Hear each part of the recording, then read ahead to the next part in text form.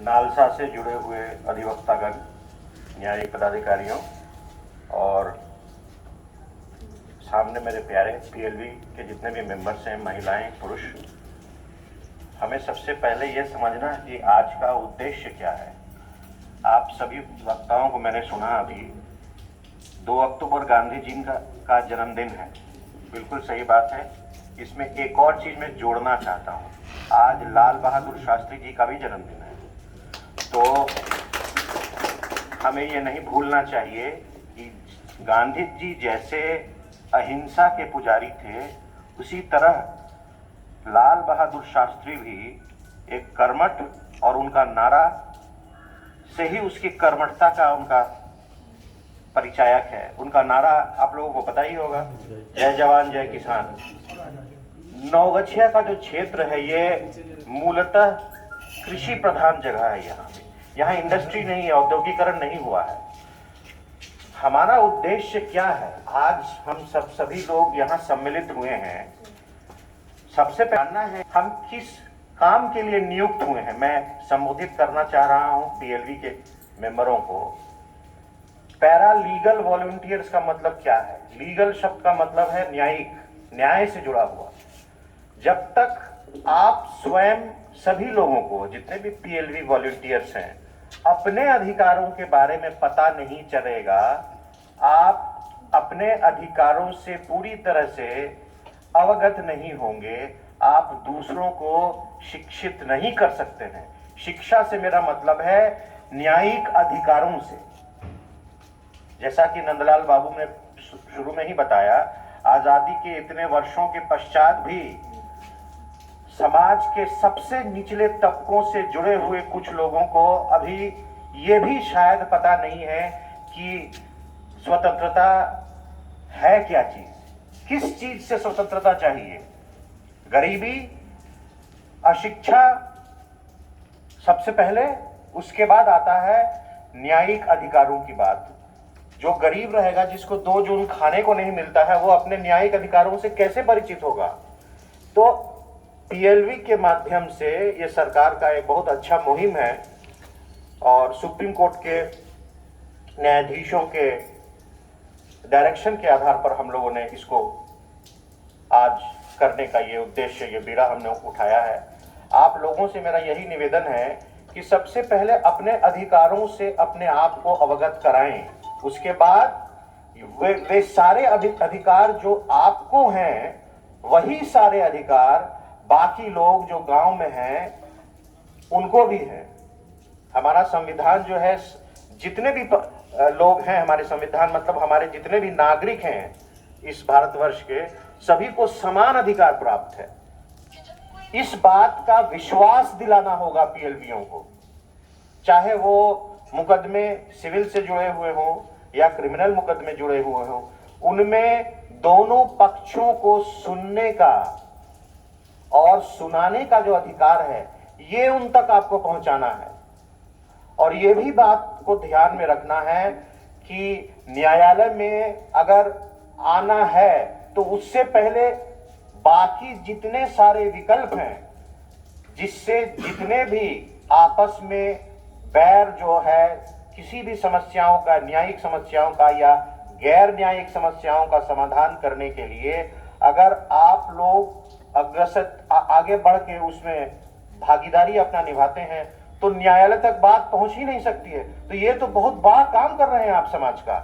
इस बात का हमेशा ध्यान रखिए कि जो छोटी मोटी समस्याएं हैं, जिनको आपके माध्यम से सुलझाया जा सकता है, एकदम निचले स्तर में, जो गांव का सबसे पीड़ित व्यक्ति है, वहां तक पहुंचने, क्यों पीड़ित है वो, किस बात से वंचित है, किन अधिकारों का वहां तक पहुंचना जरूरी है, ये सब पहुंचाना आप सभी का दायित्व है। हमारा तो है ही, लेकिन ये बहुत अच्छा मुहिम है।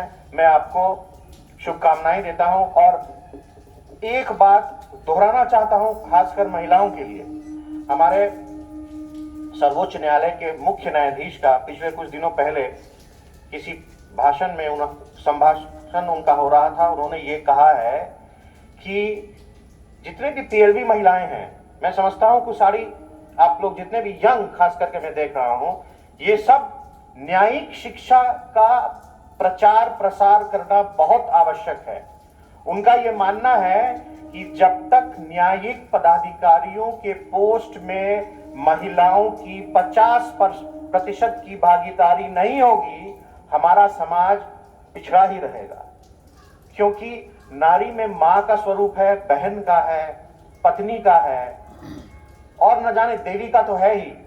तो इन सभी लोगों, हम सारे लोगों को यही समझना होगा कि जब तक नारी सशक्तिकरण नहीं होता है, और चूंकि हम लोग न्यायिक कार्य से जुड़े हुए हैं, तो जितने भी यंग महिलाएं हैं, पैरालीगल वॉलंटियर्स हैं और जो अनुभवी भी हैं, वो अपने अनुभव का काम कर, अनुभव को अपना उसका इस्तेमाल करें। और न्यायिक शिक्षा जो है वो किसी न्यायिक पदाधिकारियों के लिए सिर्फ नहीं है, ये आपके लिए भी है। न्यायिक प्रक्रिया, न्यायिक शिक्षा, ये हमारे देश के सभी नागरिकों के लिए वो एक अधिकार है। ये दायित्व तो है ही, साथ में अधिकार है। पहले अधिकार है, अपने अधिकारों को जानना होगा। और मैं तो ये कहूंगा, मैं प्रोत्साहन देना चाहता हूं जितने भी यंग मैं देख रहा हूं पीएलवी मेंबर्स को, कि जब हम लोग बन सकते हैं न्यायिक पदाधिकारी, तो आप क्यों नहीं बन सकते हैं? आप मेहनत करें, आगे आए। और हमारे सर्वोच्च न्यायालय के जो न्यायाधीश है, मुख्य न्यायाधीश, उनका सपना साकार करें। ये उनका सपना नहीं, ये हम सभी का सपना है कि जितना जितना अधिक महिलाओं का न्यायिक पदाधिकारियों के रूप में नियुक्ति होगी, उतना अच्छा हमारा समाज सुधरेगा। क्योंकि वही सबसे ज्यादा उत्पीड़ित महिलाएं ही हैं समाज में। तो जब तक एक महिला का उत्पीड़न को बहुत संवेदनशीलता के साथ समझ सकती हैं, बहुत से मामले ऐसे होते हैं जिसमें महिलाएं आने से कतराती हैं। अभी मेरे कोर्ट में पिछले एक दिन पहले एक महिला आई थी, डाइन एक्ट के केस में वो इंफॉर्मेंट थी, सूचिका थी। ऐसा लग रहा था जैसे जबरदस्ती उसके साथ कॉम्प्रोमाइज कर लिया गया है। जब मैंने निर्देशित किया कि आप ही आइए, उनको पूरे कोर्ट का जो एक माहौल था उस पर उसको विश्वास ही नहीं हो रहा था। वो क्रोधित हो गई। जब तक बॉन्ड नहीं होगा तब तक हम किसी तरह के कॉम्प्रोमाइज में नहीं जाएंगे। तो ये किस बात का परिचायक है? इस बात का परिचायक है कि कहीं ना कहीं उसको अपने अधिकार से थोड़ा बहुत भी हो तो एक जानकारी दी गई है, चाहे वो उसके अधिवक्ता के माध्यम से, चाहे जैसी भी हो। मैं यही इस उदाहरण को इसलिए दे रहा हूं कि अशिक्षित होते हुए भी उसको अपने अधिकारों के बारे में जागरूक करना आपका काम है। हम तो उसको न्याय की बहुत बड़ी बड़ी धाराओं से पूरी तरह से परिचित नहीं करा सकते हैं, संभव भी नहीं है, लेकिन कम से कम उसके अधिकारों से तो उसको पूरी तरह से परिचित करा सकते हैं कि आपके खिलाफ कोई भी फैसला, चाहे वो न्याय हित में हो, न्यायालय में हो या बाहर हो, बिना आपके सुने हुए नहीं किया जाना चाहिए। कम से कम इस बात को ही अगर आप पहुंचा दें कि आपको भी सुना जाएगा, यह आपका अधिकार है कि जब आप दोनों फरीकों में से एक फरीक हैं, फरीक में से मेरा मतलब है जो न्यायालय में पार्टी हैं, आपके विपक्ष या पक्ष में जब कोई फैसला होता है तो आपको सुना जाना बहुत जरूरी है।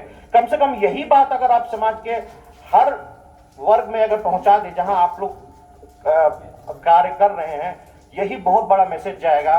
और इसी के साथ मैं आप सभी को गांधी जयंती की और लाल बहादुर शास्त्री जय जवान जय किसान के नारा को उद्घोषित करते हुए आपको शुभकामनाएं देता हूं और अपनी कार्य में आप लोग अग्रसर होइए। और मेरा पूरा विश्वास है कि महिलाएं सशक्तिकरण का सबसे बड़ा स्वरूप है, वो आगे आए। और मैं चाहता हूं कि मैं इनमें से जितनी महिलाएं हैं यंग, जो जिनका एज है, उसको मैं अगले 5 साल में किसी न किसी रूप में न्यायिक पदाधिकारी के रूप में देखना चाहता हूं। इसी के साथ मैं अपनी वार्ता को विराम देना चाहता हूं। आप लोग अपने कार्य में सकुशल हैं। आशा करता हूं कि आप और अच्छे से काम करेंगे। धन्यवाद।